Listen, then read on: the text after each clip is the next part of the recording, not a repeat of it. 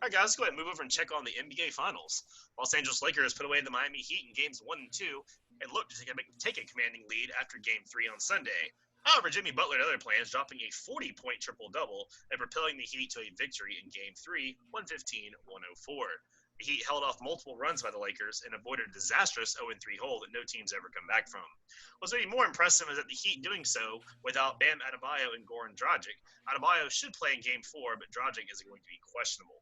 So, Drake, with game 4 tonight, how can the Heat tie the series up, or was game 3 just an aberration? You know, I usually don't eat my steak well done, but for this one, oh yeah, this steak well done, and let me get a Hennessy on the rocks. This series is gonna be over, and here's the deal: all they gotta do is basically double team Jimmy and double team Tyler Hero, and this is over with. I don't have the confidence that the rest of the guys can get it done enough. You sitting here, you got your hint, you got the future of this series. If you take Jimmy Butler out, the future of this series is gonna hinge on a not 100% Bam Adebayo. If Goran Dragic come back, a not 100% Goran Dragic, a shaking Duncan Robinson, because he's been shaking in this series because he hasn't been able to get his shots off. And then you got a Miles Leonard that might be good for 2 quarters. You got a Olynyk.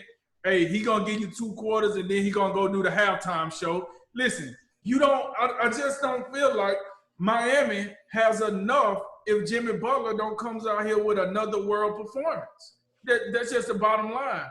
And it's the reason that game 3 surprised so many people was because just like I just told you all that, you figured that's what the Lakers would do. But no, here go the Lakers, here go Vogel, having a good old time, probably had 1-2 minutes the night before, and instead of being locked in, hey, guys, let's just go and double-team Jimmy Butler every play and make this 19-year-old rookie show us what he really got when every possession is on him instead of playing off Jimmy Butler. No, hey, LeBron, don't worry about it. Hey, 80%, we should be good. Hey, Anthony Davis, listen, I know you know how to go straight up and down, but just curve a little bit. Give me 3 hot ones in the first quarter, and we'll just sit you down. Like, I don't know what the Lakers was doing in game 3. But they wasn't locked in. They didn't get locked in until like the 4th quarter. It's like, oh, hey, guys, NBA Finals. You know what it is. Hey, we might want to show up. Rondo, yeah, you got that Ben Gay, put something on your knees. We got to go. So I'm watching this game Sunday, and I'm like, what is going on? Then they get the 2-point lead going into the 4th quarter. I said, all right, now we're cooking with gas. And then the gas got turned off, and then Jimmy Butler kept going, and then the rest was that. And next thing I know, Jimmy Butler saying, oh, y'all in trouble. Y'all in trouble now. Hey, Jimmy, I'm a fan of you, brother, but you know damn well that statement, you was gassed up, you was feeling yourself, you was a little saucy out there, but the Lakers ain't in trouble. Let's call it what it is. They come and play the way they should, the way I think they're going to play for the rest of this series. This is over. I'm sorry. They don't have enough size to deal with a Lakers team. That's just what it is. Sometimes, right, we watch these games, and it's not like Miami is, sorry. They did beat the Bucks in 5. You know what I'm saying? They did beat the Celtics in 6. They did sweep the Pacers. So for what it's worth, this is not a bad team. They just don't have enough. They don't have enough. No matter if the Lakers decided to do some crazy lineup where they got JaVale McGee and Dwight Howard in, I don't get what do you do against that? You just hope they really, really slow and you can go around them. You don't have your biggest guys, Miles Leonard, and that's only because you probably looking at his hair too. You add in the hair, yeah, he might be 6'10", 6'11", something, but that ain't gonna get it done. I'm sorry, Bam Adebayo, love you, good player. You deserve every accolade you got. I support everything you got going on, but that ain't enough. That ain't enough. I'm sorry.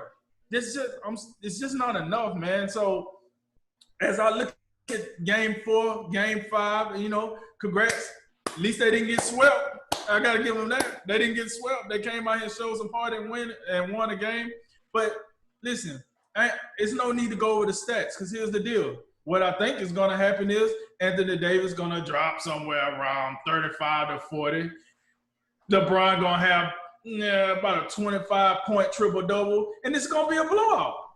Even with KCP leaving his game at the halfway house, even with Danny Green leaving his game with the Spurs, it don't matter because at the end of the day, I just don't think Miami has enough for a motivated Lakers team. I don't think LeBron want to deal with the criticism that he dealt with after the last game. And listen, LeBron said it best. They're not concerned because even when they didn't play good offensively, they still was up by 2 at one point in the game, and they didn't play well offensively at all. And they didn't particularly play well on defense, and that was all predicated on Anthony Davis getting in foul trouble very, very early in the game. Had he not gotten in foul trouble, I think he stays in a rhythm, and this game goes a totally different direction. But he did. So as long as he stayed out of foul trouble, this is a wrap. Put him in a Ziploc bag, throw him in the freezer. We'll eat it later. But this is over with. It is what it is. So, yeah, man, it's over with. It's not getting tired. This series will be over in 5. Yeah, it's hard to disagree with Drink here because this is just something. I mean, when you come out of game 1 and your second and third best player go down, and you're already considered, by most the underdogs, that's a lot to overcome. I mean, Bam Adebayo and Goran Dragic, I don't want to undersell the value they have to the Miami Heat. I think you could make a great argument that Bam Adebayo is their most important player, even though Jimmy Butler, I think he's unquestionably their best player and absolutely their leader. But Bam Adebayo does so much for that team. He's an exceptional roll man to the rim. He plays above the rim. He's a factor on the boards on both ends. He's the defensive anchor on that team. He's also an exceptional passer. Made great strides. I mean, you look at one of the things that was interesting in that semifinal series against the Bucks you mentioned, as the Greek Freak's foul shot declined, Bam Adebayo was hitting his free throws at a high clip, and that's something he struggled with in the regular season. So he's a problem, and it's also a big problem that he was out in games 2 and 3. Hopefully he can provide a boost tonight.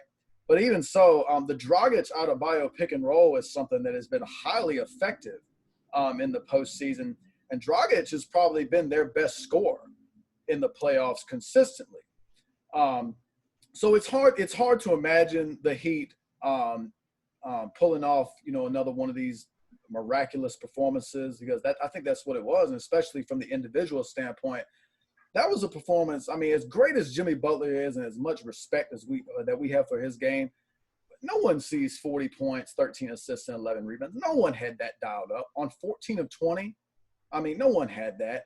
But it just credit to him. But it's just hard to see him having another of those performances, which is going to take some exceptional play like that. Maybe you get Tyler Hero goes off for 30 tonight. But it's going to take – guys are going to have to exceed – the normal expectations for Miami for them to really make this a series, which they have to win game 4 for it to be a real series. I don't think they can recover from a 3-1 deficit. I don't. So I think that if they want to really be in this series, they have to win tonight. This is probably the series, as much as it was in game 3. If they lose game 3, the series is in fact over. But it's just going to be one of those cases to have a chance. They're going to have to get crazy hot from 3. They're going to need Jimmy Butler or Tyler Hero to just have a crazy game. Maybe it's Tyler Hero tonight. But also one of the things, listen, they got – when Bam Adebayo isn't in there, they can bring out big guys that can be problems for the opposition. You talked about Kelly Olynyk. I mean, he gave you 17 points in game 3. Myers Leonard is capable of hitting shots. So they can do that, which can kind of counteract some of the Lakers' advantages on the inside. They got to play defense also to that point, as much as the Heat have to, overperform in areas, the Lakers have to cut them breaks just like they did in Game 3. Anthony Davis was subpar, 15 points, 5 rebounds. That's simply not enough. I mean, I think 30 and 10 is about the standard we have for him, and he was half of that. That's not enough. I swear, if Danny Green could hit shots, the Lakers would sweep every series they're in. But Danny Green's the ultimate X factor, and he's probably the worst best shooter I've ever seen. Every time you expect something from Danny Green is a great three-point shooter, and he just, oh my Lord, time and time again, he just won't hit anything. And then you got all the how many more jokes that just abound on social media. How many more shots you gonna miss? And then Kuzma, Markieff Morris, give those guys credit. They came up and they had some good performances. But I agree with you. At maximum efficiency and capacity, the Lakers do win this series in 5. But keep in mind, there's a little bit of history here. Miami, in 2006, they were down 0-2 to the Mavericks, and Dwayne Wade led them back. I don't think that happens again, but I don't know. We guess we have to see. And I don't think Jimmy Butler has that type of magic in him, but it would be something to see. And I think there is some pressure on the Lakers. You can't lose this series with Dragic being out and Bam Adebayo being out and probably being somewhat compromised with the shoulder injury. There's some pressure there. And just one final point, and this is nitpicking, but I gotta say it, LeBron. I don't care how frustrated you are or what went wrong in the game, and I don't want to hear the excuse they thought the game was over. You can't leave the floor with 10 seconds to go. Yeah, you can't. Yeah. And you got to understand this. The only reason that, and I know he's taking a little bit of heat from it, but if it was any other player, they would get absolutely crucified, and more internally than probably the media. But it's LeBron, so he probably gets a little bit of a pass. But that's embarrassing. And then for the fact that the Heat, they had an intentional shot clock violation and then Frank Vogel has to insert 3 players into the game because you and 2 other guys walked off the floor. That's embarrassing. So they got to come out locked in more than they were in Game 3, and they got to clean some of these things up. And I think they will. I think they get it done. Yeah, I agree 100%.